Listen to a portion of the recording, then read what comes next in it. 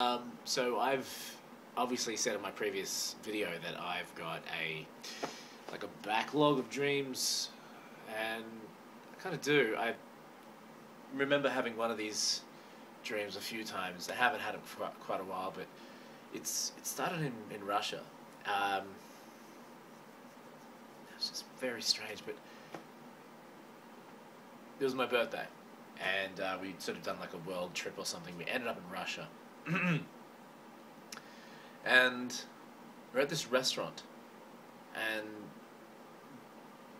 we're sort of about to have dinner. So it's like very late in the afternoon, and Dad sort of turns to me and says, "Okay, son, so it's your 18th birthday. I'm going to show you what a real woman looks like." So these dancers, these Russian dancers, come out to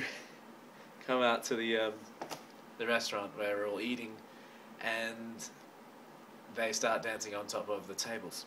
And this is just obviously very strange. I think at this point, even though I was subconscious and I was dreaming, I think I knew I was dreaming, so I guess maybe I had a little fun with it.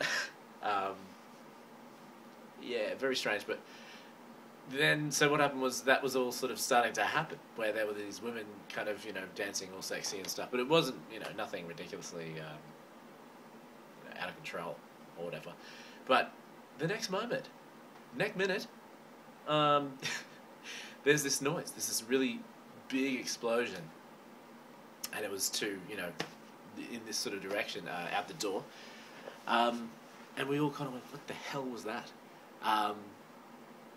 And so we're looking out the door, and we see this tank roll by, and it's, we kind of quickly gathered that it was a pretty serious situation outside. So we kind of packed up our things and kind of got a move on. But as we kind of went out the door, we sort of like, where are we going to go? We don't know where we are. This is Russia. Like, I don't know specifically where we were in Russia, by the way, but it was somewhere nice. It wasn't like derelict or anything like that. No disrespect to the derelict. But yeah, we went outside and we turned to the left. I remember we went to the left. This is in my dream, of course.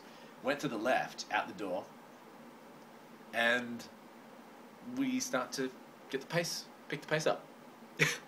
And we're running because, crap's going on behind us, and there's lots of, RPGs and soldiers running around, and it's just getting a little messy, a little bit crazy for us.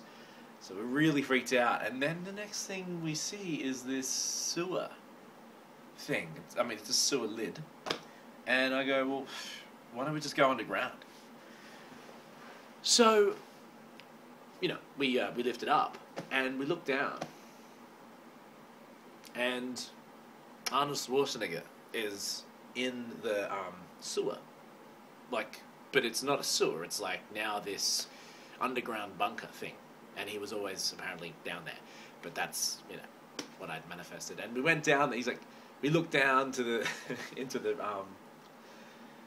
bunker, and he's looking up, and he goes, "Come here, come down. I'm going to save you. Come with me. If you want to live," like in the Terminator. And but he also had this mad scientist with him, and the mad scientist sort of knew all these formulas and was going to take care of business in a sort of a nuclear way. But basically, we went down, we shut the sewer lid, of course, and we kind of felt pretty safe. And that was probably for about 20 minutes, and then we kind of was talking to Arnie about his career, and he's like, "Yeah, I won't do it. I won't do the thing anymore." But then of course, lots of rumbling happening, above us, and then these soldiers lift up the sewer, and they know where we are, so we have to bail. We have to run out, and we go in this sort of sewer, tube thing, and we kind of we get expressed to a building. So we think of kind of like an underground tunnel, but a very small one for people, and there was like a railing sort of system. So we got on like a carton went away from that place, and the mad scientist stayed behind, and he blew the bunker up and took out quite a few soldiers. But we ended up in this building, and Arnie was still with us, and he was, picking off the soldiers as we were running. He was running backwards. It's been pretty amazing. Then we got to this big building, and it was completely abandoned because, everyone had left by that point. And these soldiers, we could hear them. They were speaking in Russian, and they were coming after us still, and they knew where we were somehow. But they were chasing us up the stairs, and we were really freaked out. So we went all the way up to the top of the of the roof, and then I was like, crap, what the hell are we gonna do? It's pretty much jump and pretty much die, or get shot by these soldiers. So what are you gonna do? You're just gonna jump because you want one last little kind of fun. It's like, may as well jump, right? So we jumped, and I'm screaming all the way down. I'm thinking, I'm a goner. I'm dead. My leg's gonna snap. My insides are gonna internal bleeding. I'm gonna die. So we land, and we feel the thud. Like, we feel the weight of ourselves hit the ground. But it's like our body stabilizes. We didn't hit the ground. We hit the ground with our legs, and then that's all good.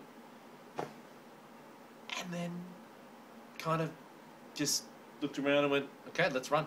So we ran, and we all just held hands and then ran and then jumped, and we all started flying.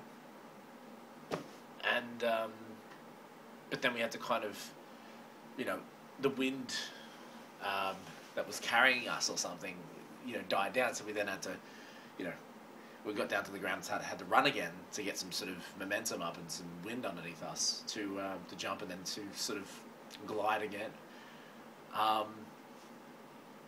And then we end up at White Castle. And we're just having burgers.